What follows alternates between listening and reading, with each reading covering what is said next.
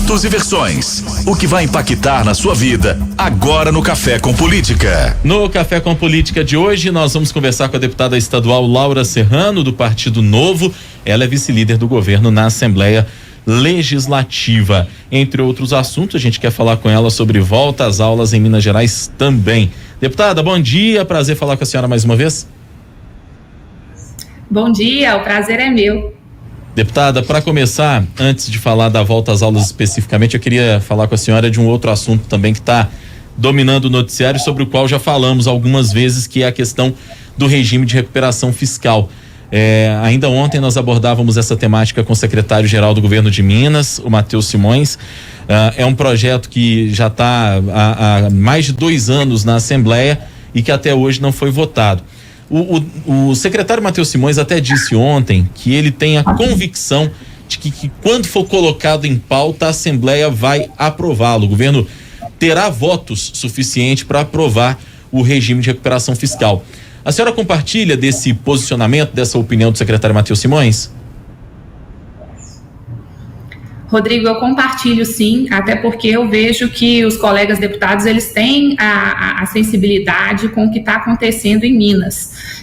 A gente teve recentemente aí uma notícia de que o governo de Minas, pela primeira vez, teve um superávit nas contas, mas isso só é possível graças às liminares que ainda existem, porque existe um compromisso do governo do estado de aderir ao regime de recuperação fiscal, claro que a partir do momento que ele for aprovado pela Assembleia Legislativa. Os deputados hoje sabem que o impacto de uma não aprovação do regime de recuperação fiscal, de uma não apreciação do regime de recuperação fiscal, é devastador para Minas Gerais. Então, a gente está falando de impactos muito sérios quando a gente pensa nos serviços públicos que devem ser prestados à população, educação, saúde, segurança. Então, eu vejo que hoje existe uma avaliação por parte dos deputados aqui na Assembleia, da maioria dos deputados, sobre a necessidade da adesão ao regime de recuperação fiscal para que a gente consiga continuar com as conquistas que o governo Zema vem conseguindo aí, colocando os salários do funcionalismo público em dia no 5º dia útil, fazendo os repasses para os municípios, ainda pagando a dívida que foi deixada pelo governo anterior. Então, para que esses resultados continuem a ser realizados, é necessário que haja, sim, a aprovação do regime de recuperação fiscal, e eu vejo que a maioria dos deputados tem essa visão. Deputada, bom dia, viu? É a Adriana quem está falando com a senhora.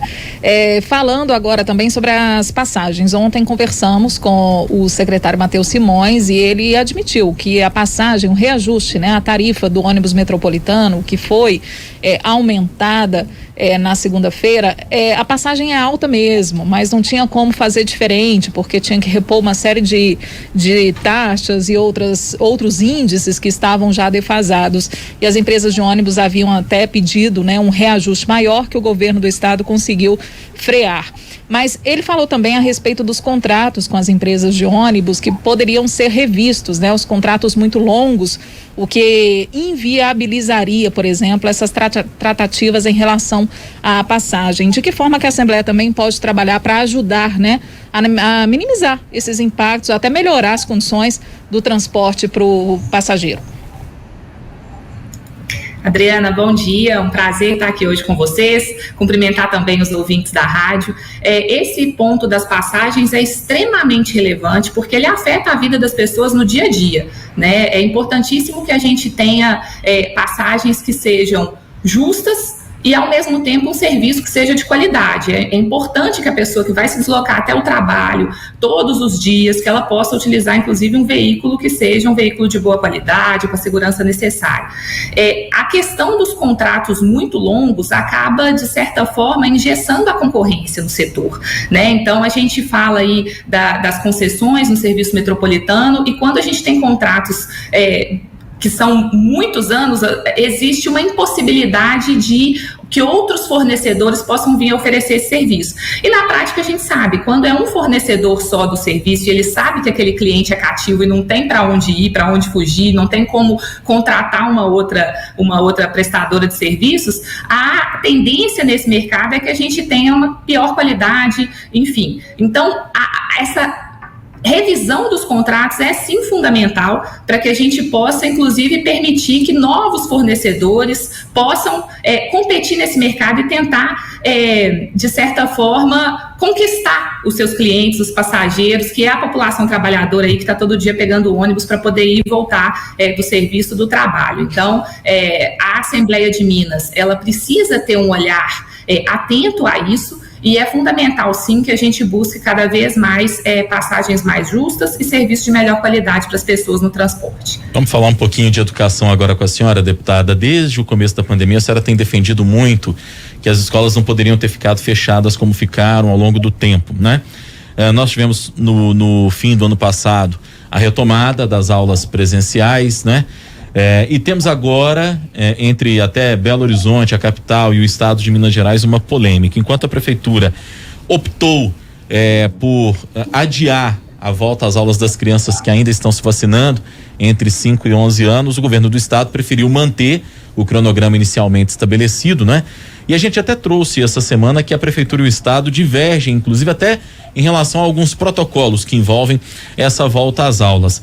A primeira coisa que eu queria saber da senhora é o seguinte: o quanto essa divergência que a gente nota muitas vezes, e não para apenas nesse assunto da volta às aulas, mas como um todo também, essas divergências que existem entre a prefeitura e o estado, quanto isso impacta na vida do cidadão, dificulta a vida do cidadão e especificamente na educação, o que isso representa? Bom, Rodrigo, obrigada pela pergunta. Primeiro, a educação ela deve ser priorizada e ela deve ser tratada como essencial, mesmo nos contextos mais desafiadores. É óbvio que tudo tem que ser feito para que a gente tenha a segurança máxima para toda a comunidade escolar, não só para os alunos, para as crianças, mas também para os professores, para as famílias. E o que a gente percebe é que, infelizmente, não são todos os gestores públicos que focam na priorização da educação.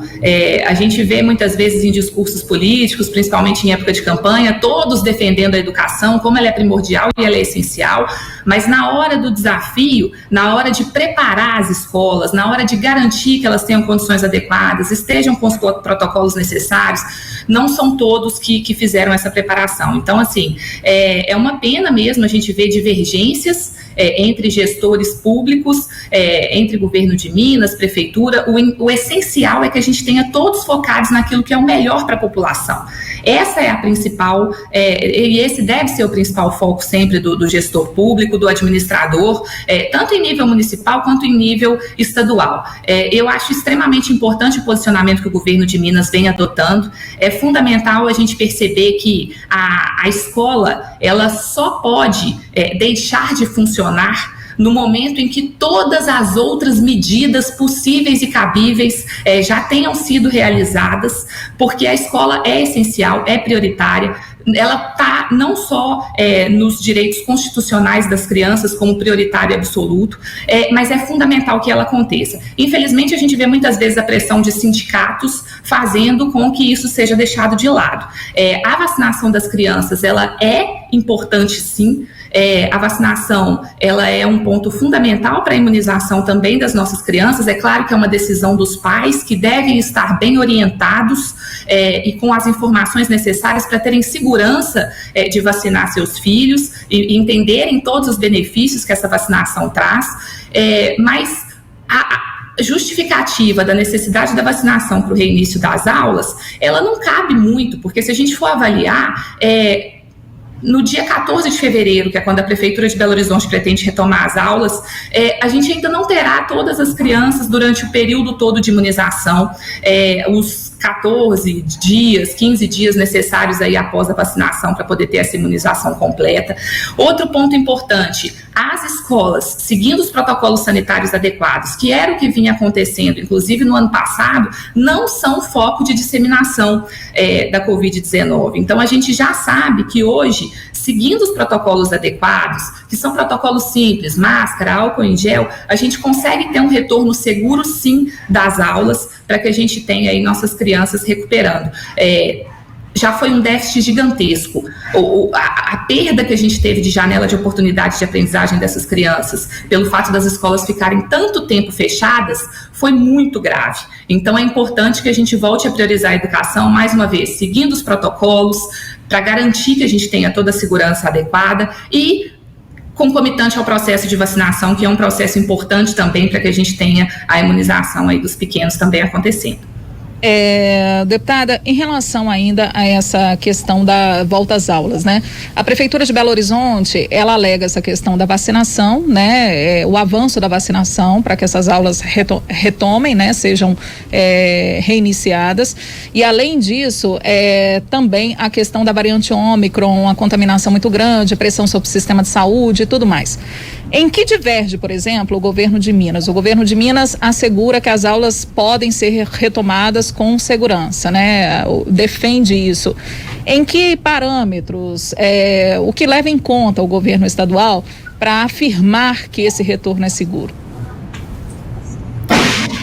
Primeiro, a gente tem uma pesquisa, várias pesquisas, não só nacionais como internacionais, demonstrando que as escolas não são foco de transmissão e contaminação se elas seguirem os protocolos sanitários adequados. Então, esse é um ponto fundamental. A gente tem o CDC nos Estados Unidos, que é o Center for Disease Control. A gente tem uma série de outros institutos de pesquisa que demonstram que as crianças, elas têm uma menor transmissibilidade, elas têm uma menor carga viral pela própria constituição do organismo das crianças. Então, mais uma vez, é importante sim a vacinação, é importante sim que esse processo aconteça, mas as escolas não são o principal foco de contaminação. E a educação tem que ser priorizada. Então, no momento em que a gente atrasa o retorno das aulas, mas mantém tudo funcionando normalmente, tem alguma coisa errada.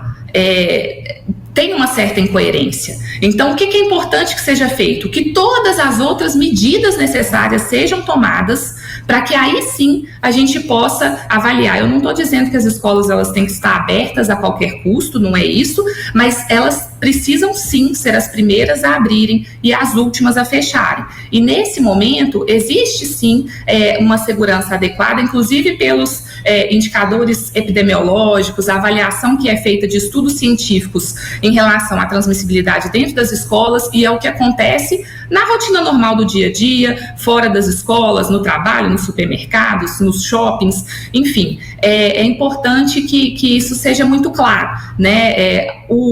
Os protocolos sanitários sendo atendidos, eles são eficazes e são seguros. Hora do bate-pronto. No Café com Política. Hora do bate-pronto. Deputada, a senhora já conhece o quadro, são perguntas objetivas, respostas também objetivas. Podemos começar? Sim. Vamos lá, para começar então, a volta às aulas em Minas. Essencial. A polêmica do adiamento do retorno de alunos de 5 a 11 anos em BH. Muito triste. A gente está deixando de priorizar esse momento tão importante que é o ensino infantil, que é a educação infantil. Regime de recuperação fiscal. Necessário. O presidente da Assembleia, Agostinho Patrus. Tem uma grande responsabilidade de adotar o RRF para que a gente possa colocar Minas nos trilhos de volta. Laura Serrano em 2022, novamente candidata a deputada estadual ou voos mais altos? Não, eu venho me candidatar novamente a deputada estadual. A oposição ainda na casa. Ainda temos muito a fazer por Minas. A oposição na Assembleia, deputada. A oposição na Assembleia é extremamente importante porque é das divergências que a gente chega em soluções mais sérias. E aí é importante que a gente tenha essas discussões, mas sempre com foco no que é melhor para o cidadão. Deputada estadual Laura Serrano, do Partido Novo, vice-líder do governo na Assembleia Legislativa, nossa convidada de hoje aqui no Café com Política. Deputada, muito obrigado pela entrevista, prazer falar com a senhora mais uma vez. Eu que agradeço, é sempre um prazer estar aqui no programa.